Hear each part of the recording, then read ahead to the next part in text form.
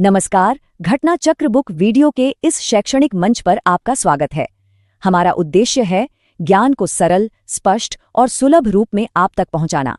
आइए आरंभ करते हैं अध्ययन और सफलता की इस यात्रा को। कभी सोचा है कि दुनिया में अरबों लोग हैं, लेकिन फिर भी हर चेहरा, हर आवाज, हर अंदाज इतना अलग क्यों है?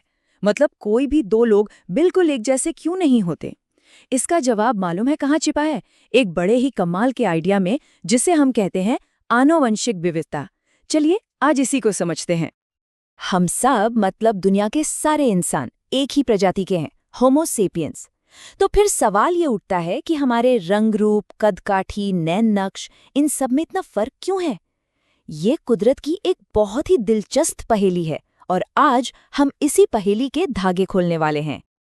तो चलिए सबसे पहले जड़ तक पहुंचते हैं। भाई, ये आनुवांशिक विविधता आखिर है क्या चीज? अगर एकदम सीधी सरल भाषा में कहूँ ना, तो इसका मतलब है किसी भी जीव में दिखने वाले गुणों में फर्क, जिसके पीछे उसके जीन्स हों। जैसे हमारी आंखों का रंग हो या हमारे बालों का स्टाइल, ये सब जो हमें अलग बनाता है ना, इसका पूरा का पूरा कोड हमारे डीएनए में लिखा हुआ है।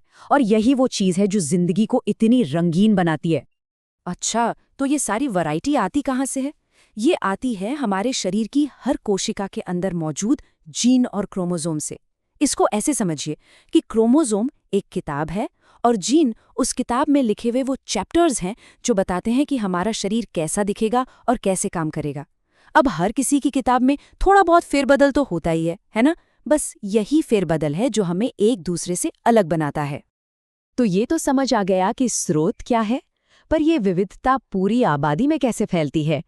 इसे समझने के लिए हमें पहले प्रजाति यानी स्पीशीज को समझना होगा।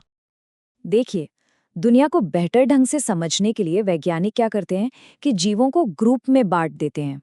प्रजाति या स्पीशीज एक ऐसा ही ग्रुप है।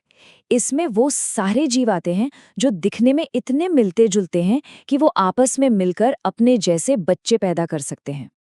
और जानते हैं, यही वो बात है जो हम सब इंसानों को एक दूसरे से जोड़ती है।